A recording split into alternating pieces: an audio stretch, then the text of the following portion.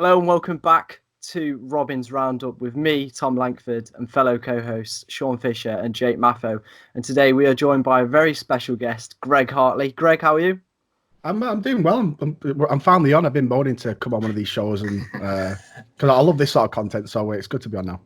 Yeah, it's good to get you on. It seems like ages we've been trying to get you on the show and just hasn't materialised, but we are here in lockdown. We finally got you on. Second guest as well in the space of a week. Fantastic stuff for us. We'll start, Greg, talking about your past before you went to joined Ashton. Sorry. Mm-hmm. What would you say was one of the biggest influences that got you into football as a kid? I think it's probably my father, my granddad. Really, they played obviously when they were younger, obviously all the way until probably I was born, and then he kind of packed it in.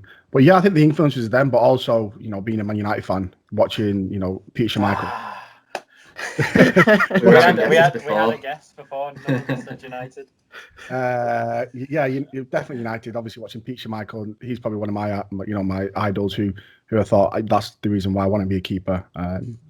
Yeah, I'm trying to save up for him so I can buy him on FIFA, but he's a bit too much expensive right now. So must have been difficult then. Obviously, first club Manchester City, being a United fan. What was that like for you being in a youth academy? It was good. It was probably one of the best times of my life, being able to play with the players I have played with and coached by the coaches I've been coached by. But like we just said, I'm a United fan, but playing for City, I think at that time United didn't have a great reputation of keeping kids on when they're younger. It was like maybe 6 weeks, 7 weeks. So it was always a good thing to go to a club who looked after their players. I did get scouted for United just after I signed with City, but we said no, we're staying at City just because that they had kind of a reputation of being able to hold on to players, and obviously you can see the players that they've produced over the years. It's phenomenal. Yeah, they've got. Go on, Sean. What age did you join City Academy then? 10. I think it was 10. Oh, quite young then, fair enough. So I went all the way through, but you see a lot of players join then, and then probably only spend a year or two, and then they'll go elsewhere, or they'll just get picked up. Yeah. That core group of the team that I was with, we were together for 10 years. Like you Ben Mees, your Kieran Trippiers, a couple of players who play like League Two or over in Australia. We had a great team, and it was probably one of the only teams that kind of stayed with each other for the whole duration of the academy and through to the youth team.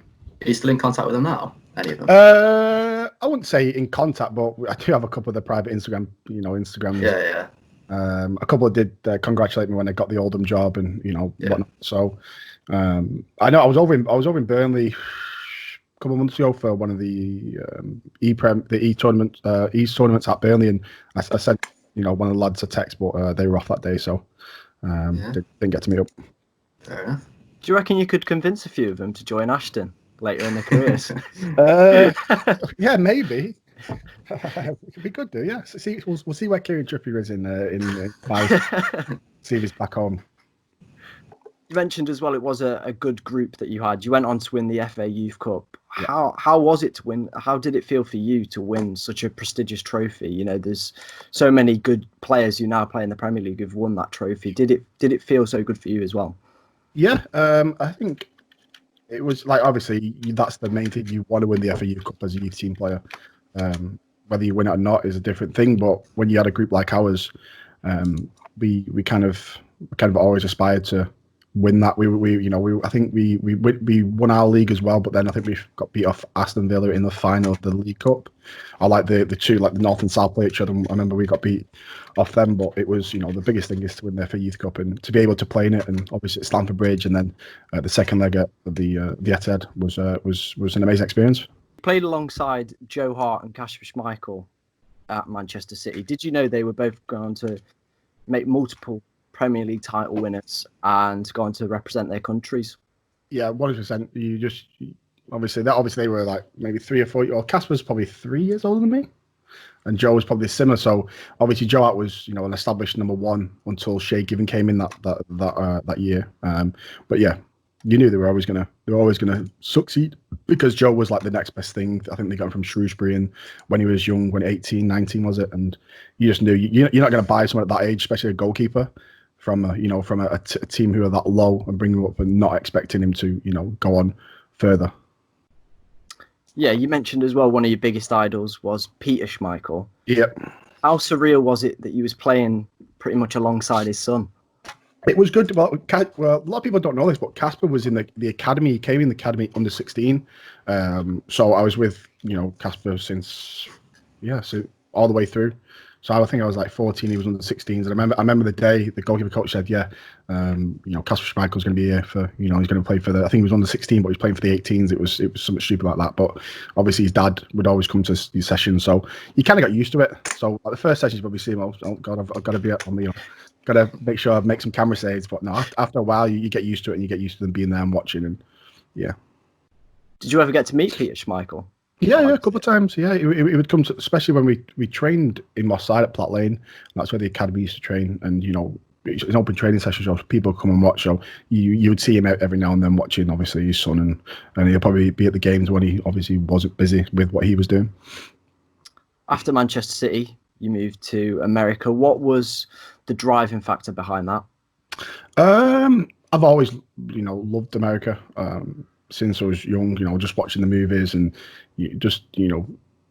seeing what you can do out there, and it was something different. I've always liked to travel, especially when we were younger. Obviously, with City, we would travel tournaments, Italy, all over Europe, and I always said to myself, I would love to go to America. I think we went there when I was like eight or nine, when I was, as a holiday with the cousins and the grandparents, and ever since then I was like, I would love to come back, whatever it is, if it's a holiday or something else, coming to play. But while I was at City, I never thought about going to America to play. It wasn't something that I actually thought of or you could do. But obviously, after letting go at City, it kind of came up, and kind of met some guys who I knew through friends who were out there playing. So that was an option, but it wasn't my first option until you go around trying to get a new club, and the first question they ask you is how tall are you, and then you give them your height. It's like, oh yeah, we're not going to look at him. So ever since that, I got an offer to go to America. And I was like, yeah, I'm taking it. I want to do something different. I can go back to school and play out there. Obviously, the schooling part wasn't the best part, but it came with it. And you can't really pass up an experience and, going to university for free and being able to play at a decent level and just experiencing the different cultures. So, what did you study while you was out there? Well, I started off, so like I said, I went out there just to play football. Yeah. My studies, probably the first year or two weren't about studying. So I think it was like a business degree. But then when it got more serious, I changed over to computers. So it was like more of a computer science course. Oh, very interesting. What would you say was the biggest difference between playing in England and playing in America? The weather. The weather, yeah. The weather.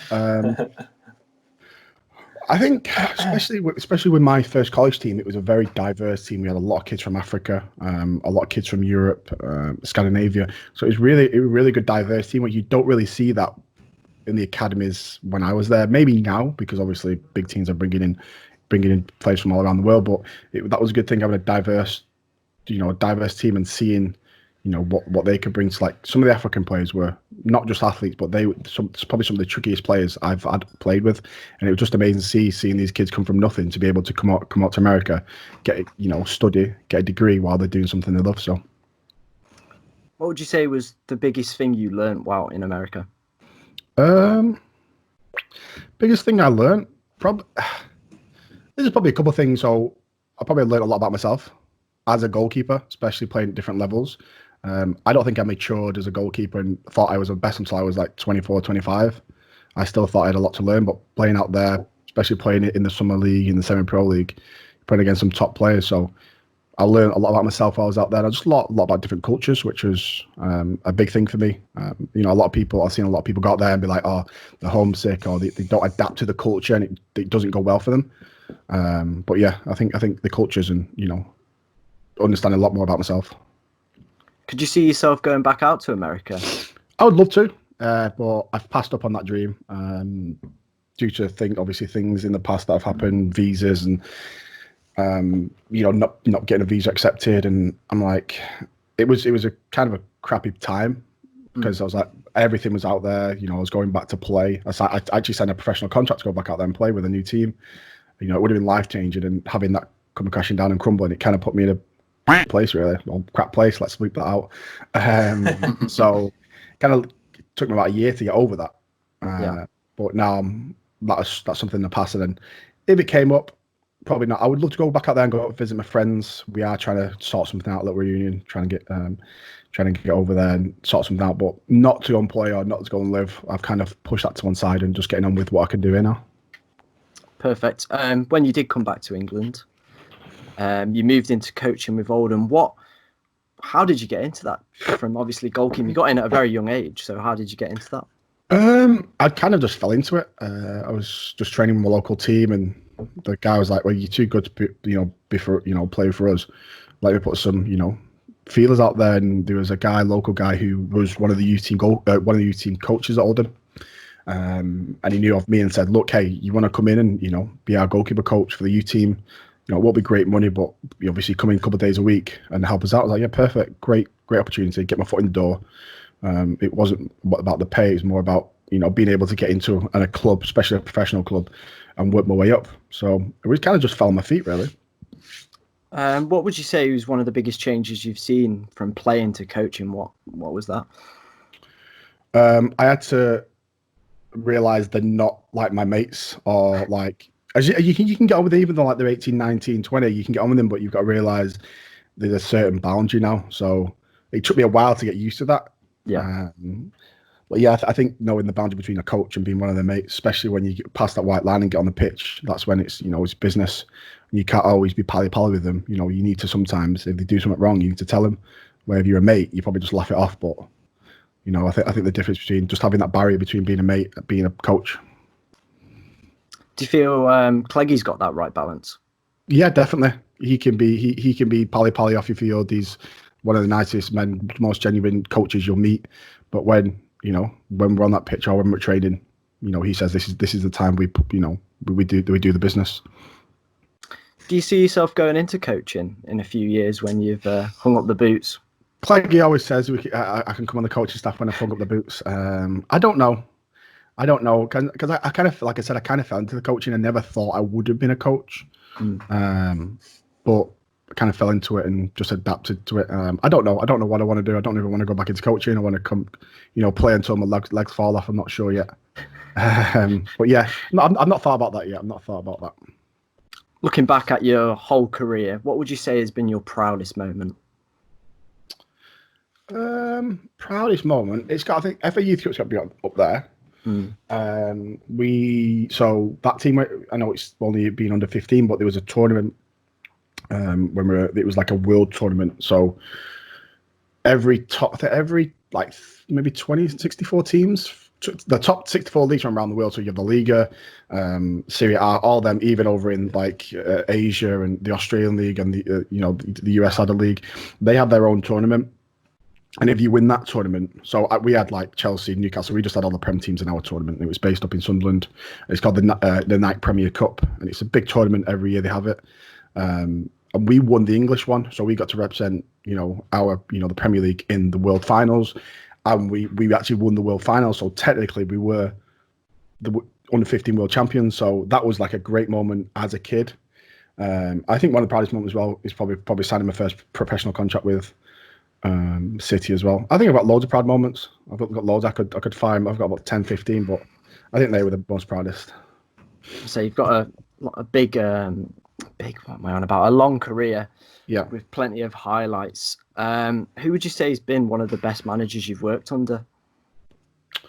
Cleggie definitely for one. Not just saying that because we're on the Ashton, verse. There was a coach on under 18, Alex Gibson. He was under 18 coach while we were there, and at that time, we thought he was a harsh coach. He was very an old school coach, and we was like, God, like, give us a bit of slack. But now looking back at it, he was just preparing us for, after the youth team. So I think looking back on it, he would have been one of the coaches that I'm thankful that I got to have, because he was one of them old school coaches who didn't take any crap. He was a kind of coach. Everybody had to wear the same clothes. You're not like, you can't come in with your man bags on. He was proper old school, so that kind of helped us in the right direction. What would you say has been your favourite club that you've played at? Probably Chattanooga Football Club in Tennessee. Obviously, that was the semi-pro team. Spent 5 years. Every summer I'd go to Tennessee, we're playing that, and just like the fans, the people, the Southern hospitality has been amazing. You know, having a semi-pro team who pull like 10,000 people, the fans were just amazing. The people out there were just fantastic. So for me, the accolades we got from there, the team we had, the people surrounding the club, everybody involved in the club, it was a semi-pro team set up like a professional team, and it was a great 5 years. Even not Ashton for the next 4 or 5 years, it could be Ashton. So fingers crossed. Fingers crossed. That pretty much rounds up the first section of the show. We will move into one of our famous games that we play here on Robin's Roundup, and that is Who Am I?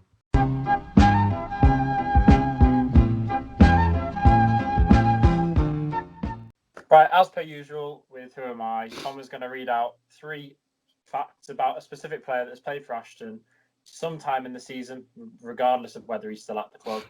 And we're all going to have a guess as to what player we think he is describing. And then at the end of the show, he will reveal the answer. So it gives you, any one of you watching, a bit of time to have a think yourself. So Tom, do you want to give us three clues? Yeah, 3 clues. So clue number 1, I made 5 appearances for the Robins this season. That's clue. I already know who it is. Here we go.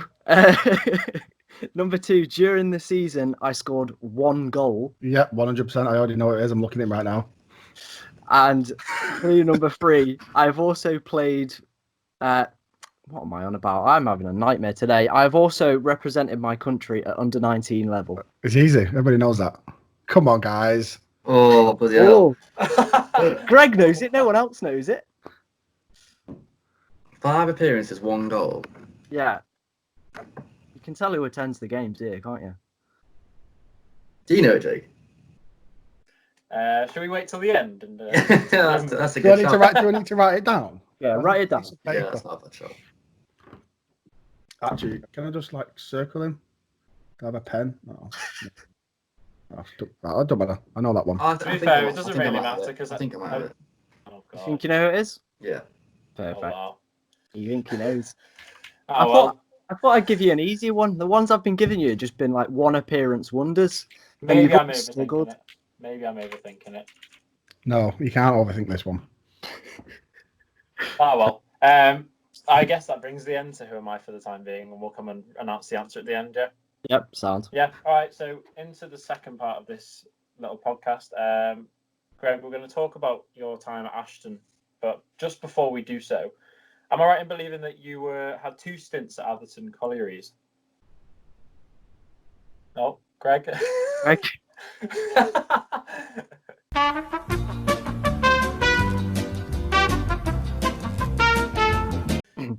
Right, so that brings an end to Who Am I? We'll come back to that at the end of the show, where you can announce your answer, Tom. Greg, we're going to talk about your time at Ashton now. Just before so, am I right in believing that you had 2 stints at Atherton? Yeah, due to obviously me coaching with Oldham. Yeah. Then obviously when I left Oldham, went back to Cleggy, took me back, which I did, which I was grateful he did actually. So there's not many times you can rely on a coach. Think right, I'm leaving, I'm going to pursue coaching. And then when that don't work out, says we want you back straight away. So thanks, Cleggy. Yeah, because you were straight back at you, almost immediately back into the first team, playing quite regularly at Atherton. What made you decide that the end of December last year was the right time for you to move to Ashton United? I think I only want to play for Cleggy. I know that sounds it's nothing to do with Atherton or any other clubs I've been with. Right now, I think me and Cleggy have this relationship. He really, what's the word? What is the word? I don't even know what the word is. He has faith in me. He knows that if he brings me with him, he knows what I'll do. I'll give him 100% all the time, and I know as a coach he'll do exactly the same thing. And what he's going as a coach, and how he has his teams. That's the team and the person you want to play for. And when the opportunities came around, I was like, yeah, 100%. Let's go. Let's do it.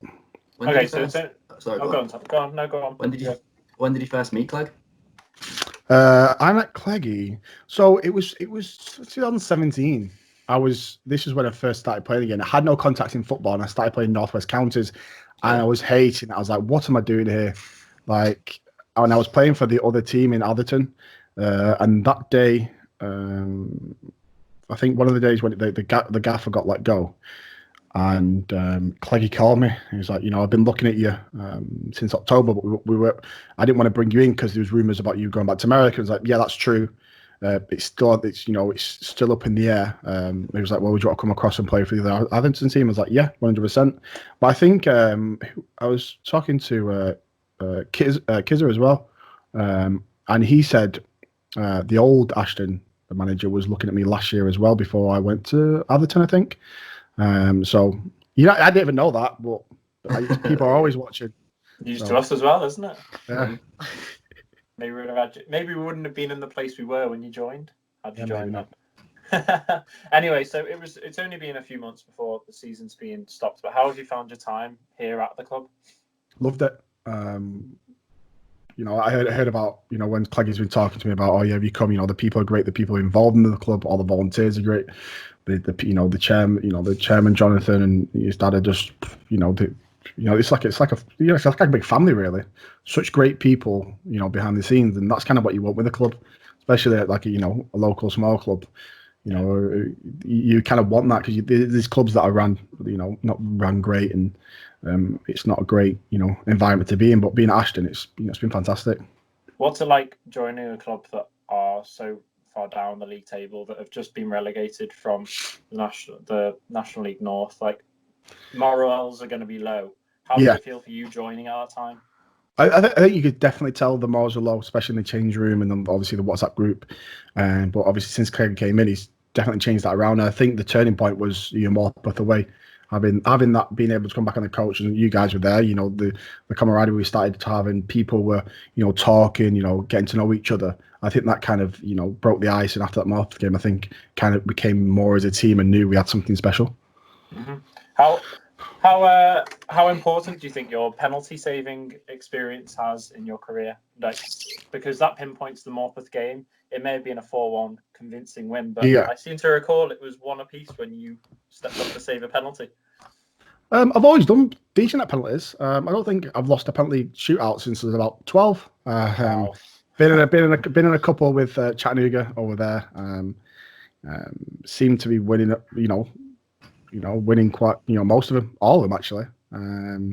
But that's that. I mean, I'm there to save it. I'm saving it, so I'll do my best. Exactly. Taking it back to what I was saying just then about how it's a hard time to come into the season when we're down the bottom. Everything seemed to be going up and in the right direction. We were climbing the table. What's your opinion on the way the season has been abruptly ended? Do I have to step in? I'm a step in eggshells here. No, I mean it had to end. There was no. We had to.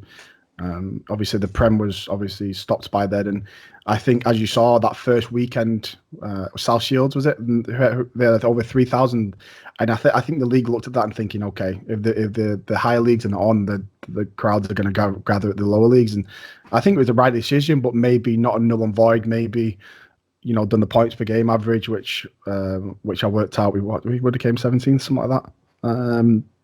So we're going to be in and around there.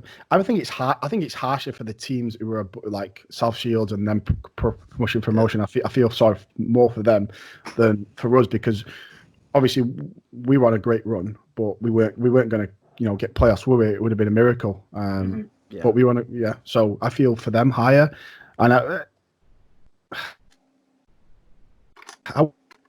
oh no.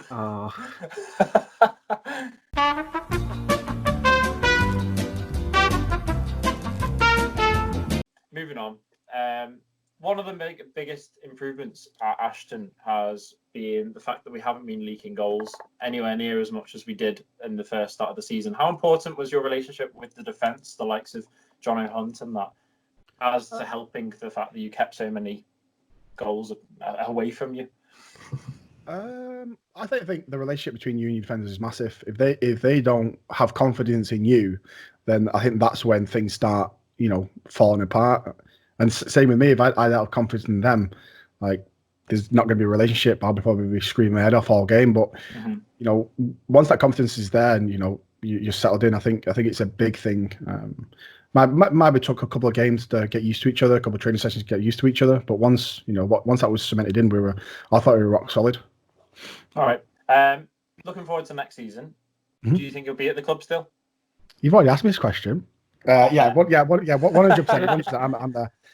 Spoke to Cleggy, and I'm there. I want to play for Cleggy. I don't want to play for anybody else, unless Real Madrid or Barcelona come in for me. I might consider it. But yeah, no. I'm here next season. Have you got an experience at the club that stood out to you in the past few months? I think going to the clubhouse after every game and everybody's in there and everybody's talking about the game and everybody's congratulating on the wins. I think, like I said, it's like a family, and the people who are always in that clubhouse are always at the games, and it's good to have that. Good to have that relationship between the fans, the committee, the people who are behind and the players, because you can go to a lot of clubs where you kind of don't have that, and you don't really feel it's a family. But I think that's a good experience, and also I think map of the way. Like I said, I think that was a turning point for us. Yeah. Not just as a team, but as a collective. The players, we got to know each other on that that journey. So especially 3 hours, 3.5 hours. Yeah, something like that. No, I think that was a turning point, and I think that's one of the the good memories for me. Yeah. All right. Well, final question in this section for me is: how optimistic are you for next season? I think we've got to be realistic. Yeah. I think we'll probably figure out who Cleggy brings in and what kind of players he wants to bring in, and I think that will show the direction. But obviously, the direction we want to go is your promotion. They want to get back to where they once was. But like I said, if Cleggy brings the right people in, we keep the right people, and we have the same mindset as we did, towards the end of this season. I think sky's the limit. Really, you can't. We were first in the form table over the last 10 games. So if we can take that form into next season and carry it on, I think there's no telling where we'll end up. Perfect. Thanks very much. Right, we're now going to move on to the section where we tried with Jonathan a couple of days ago, and the section is called Spill the Beans.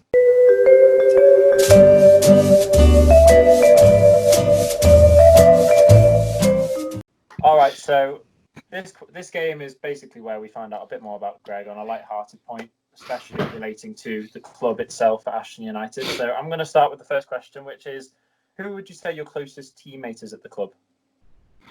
I don't think I have one. They all like me. If you had to take one for a drink, who would it be? I'd probably go out with Ben. But they're all great. They're all great players. I've had some great conversations with them but you're not about football. But yeah, I think the lads from Coles, just because I've been with them for a long time, I think it'd be them. Yeah. From a nice answer to someone's going to definitely hate you after this one. Who would you say is the worst dresser at the club at the moment? Probably Fadu. Oh, wow. Put him under the cosh there. And following as well, after a game, all in the shower, who's the longest in the shower? I knew this question was coming. It's a classic one, isn't it? Depends. I'm always in and out because I know the showers are not great. We need to get them sorted out, Ashton. But I don't know. I'm in and out. I don't really see who's in there because I know the showers. The only one works, and then when the other team put theirs on, they don't work. So I've not really spent not really spent enough time in the showers yet. So I'll let you know at the start of the season. Yeah, next season we'll ask you. Have you got a funny career moment or a funny moment that you've experienced whilst at Ashton?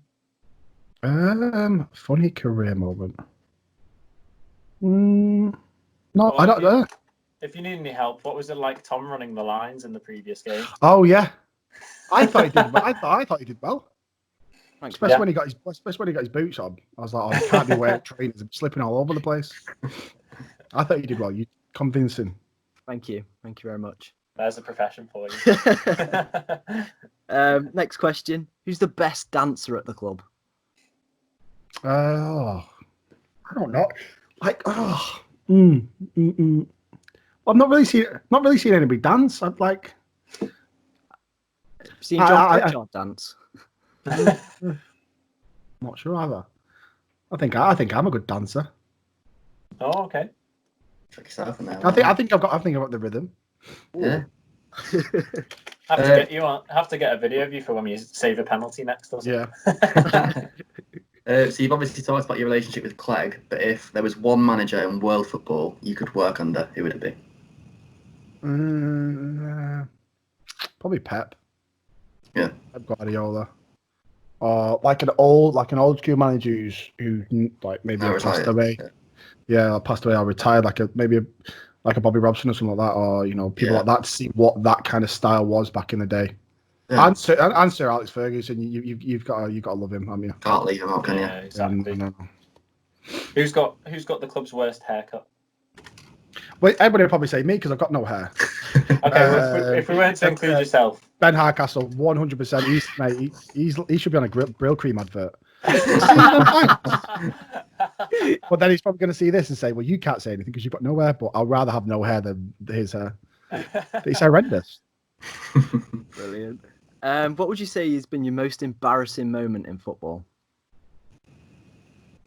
Most embarrassing moment in football? Mm-hmm. Can I say like one when I was a kid?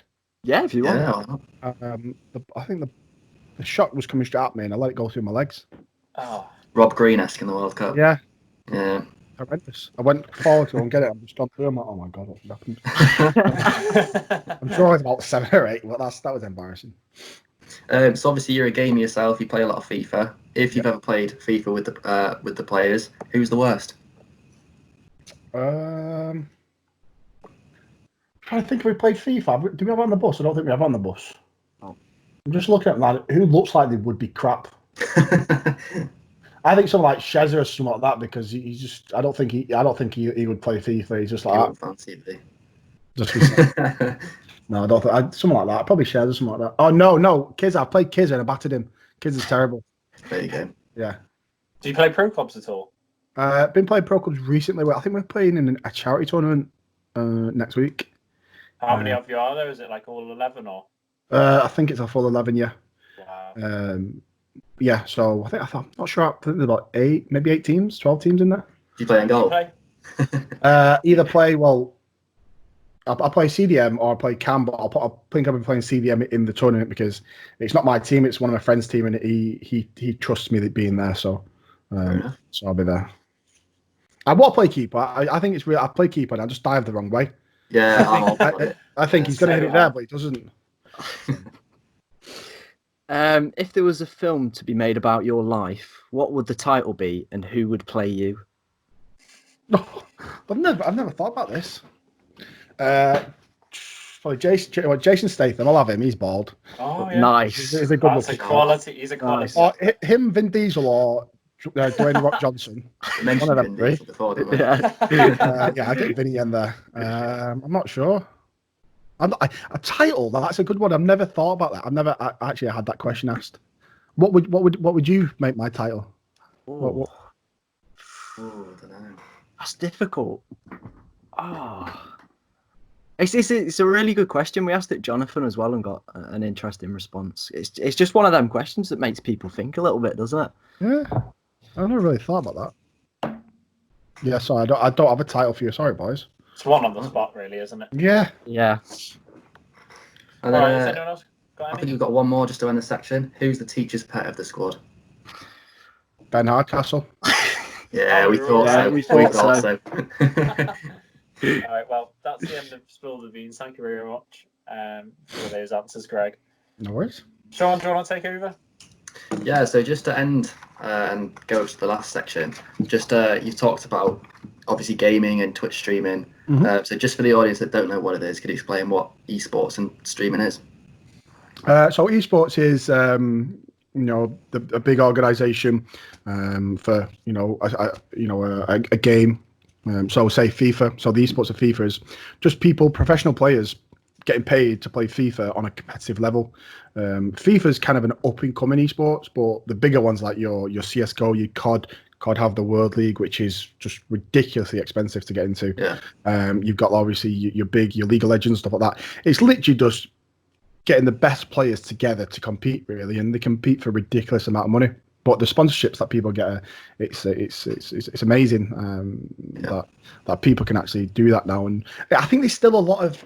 I always say to people when they ask me the same question, there's still a lot of stigma attached to like gamers and people, they're nerds and stuff like that. But it's not like they can't understand the fact that you could play a game and get get paid Make a living professionally for off it. it, yeah. Make a living of it. But I think it's getting better now since it's getting much bigger, especially with FIFA coming on the scene. I think it is getting better now. Yeah, it's definitely a growing market, isn't it? Yeah. And just for you, how did it start out? Where was your inspiration for gaming come from? I think I had was it the Sega? I had the Sega Mega Drive, but it really started at the PlayStation 1 when that great PlayStation 1 came out. Kind of loved it. Yeah. And ever since then, always gamed, always pre-ordered the new console when it comes out. But I think the streaming side of it was, I did it just because I could do it. There was that was the big campaign when like the Xbox One came out and the PlayStation 4 came out. It was like, oh, you can stream your games live on Twitch now, and I was like, oh yeah, let's try it. And I've always had the ambition to make my own PC. In 2015, I saved up and was able to do that, and from there, been able to expand my stream and make it more professional. And I think gaming when I was younger, especially the PlayStation 1, is the way it all started. Yeah. So obviously talking about esports and gaming, have you represented a team, and are you currently representing one?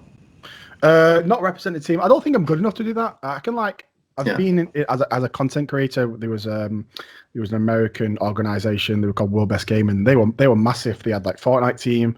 They had other battle royale teams, and they were really big. But last year it disbanded due to the owner just said he didn't think he could take it any further than he did, and he was neglecting a lot of time with his family. So that kind of fell apart. But being able to represent World Best Gaming was good as a content creator, not as a player. The networking connections I got from that were great as well. Yeah. So how often do you stream? I streamed every day this past week, and I took yesterday off because I got really angry at the game on Saturday. I might have headbutted my desk, and then my PlayStation disconnected from the internet. So I got really angry. So I was like, I'm not streaming tomorrow. I need to. Yeah. I imagine it's quite a good time for it actually at the minute, isn't it? With everyone in lockdown. Yeah, a lot of people definitely. A lot of people are watching. I try and keep to a schedule, because that's when if you stick to a schedule and stick to the same times, you get the same people coming back all the time, and that's like kind of how you grow your stream. And I've been trying to do that for the past couple of years and got my own little community. So it's going well. And obviously, whilst we're all in lockdown and quarantining, are you familiar with the ultimate quarantine that went on? Yep, I actually produced a stream for the Oldham, Oldham Athletic stream. Yeah. I'm good friends with the media team, and he asked me, could we do something? And I said, yeah, let's get it all set up, get the player, and you guys come round. We'll get everything set up at the house, and we'll stream it. I think we had over like 4,000, I think it was just under 5,000 people watching our game. But we got battered 6-1, I think. Oh yeah. Oh, Not great then. No. But it was a good experience, yeah. It was the mix. It was the mix because there were some professional esports players and there's some. I think they should have done it. They're doing a new one, aren't they? Isn't it? With just players, I think. That makes sense. That's what it should have been. It should have been a player or a staff member that plays for the club. Yeah. But they brought esports players into. I think Wolves win it? I think Wolves did win it. Yeah, they did. Mm-hmm. Yeah. So. And then, as well as FIFA, obviously there was the Football Manager tournament that I believe you represented Ashton with. I wouldn't say represented. I was going to say, what went wrong? I think all our stats were wrong. I think I should have better stats. No, it was good fun, but it was a good thing. But I don't know what went wrong. Like I was saying before, I was trying to speak to players actually play the game religiously and ask them for custom tactics, but they said regardless what you do on Football Manager Touch, it's just going to be a flip of a coin. But it was good fun. It was good to see the lads' names on there, and play against the other teams in our leagues, and like I said, it was fun, bit of fun. Oh yeah, we followed it closely and it was good fun. And obviously you have gaming as a side and football's been your main career, but do you see a future after football being in streaming and content creation? I think I'll continue doing it 100%. But I've always said, like, people ask me that question, or are you going to go full time? I was like, I'm not really doing it to go full time. I'm not really doing it to make money. I'm just doing it because I can do it and I enjoy it. If for a miracle something happened where I blew up and I could potentially do it full time, then of course. But I'm not trying to pursue it full time right now. No, I don't think I'm not in the right place to do it. I'm doing it for You know, Just the more of a enjoyment. hobby, yeah. Yeah, the enjoyment and not for the money and the viewer side. Fair enough. Well, thank you very much. I think that rounds off this section, and then we can head back to Tom for Who Am I? Oh yeah, the Who Am I that everyone seems to know. If you haven't got it at home, I will read through the clues again for you. I made 5 appearances for the Robins this season. During this season, I scored 1 goal, and the third and final clue, I've also represented my country at under-19 level. Greg, you seem to know who it was straight off the bat. Yeah. Who do you think it is? Of course, it's going to be Billy Sass, isn't it? Yeah, It's Billy Sass Davis. class sass. Okay, I'm glad I got that. Cheers for that, Sean. Did you not get it, Jake? And I think that's the end of the show, really. You definitely did get it. I had Ben Hardcastle in my head. I don't know why. Ben Hardcastle. No, Yeah. not with that haircut. Anyway, oh well. I think that rounds up the show anyway very nicely. Thank you very much, Greg, for joining us. Always, thank you for having me. The fact that you're playing next season means that we'll hope to have you on the show sometime soon in the foreseeable future. Yeah. Yeah, from me, Sean Fisher and Tom Langford, thank you very much, and we'll see you again soon.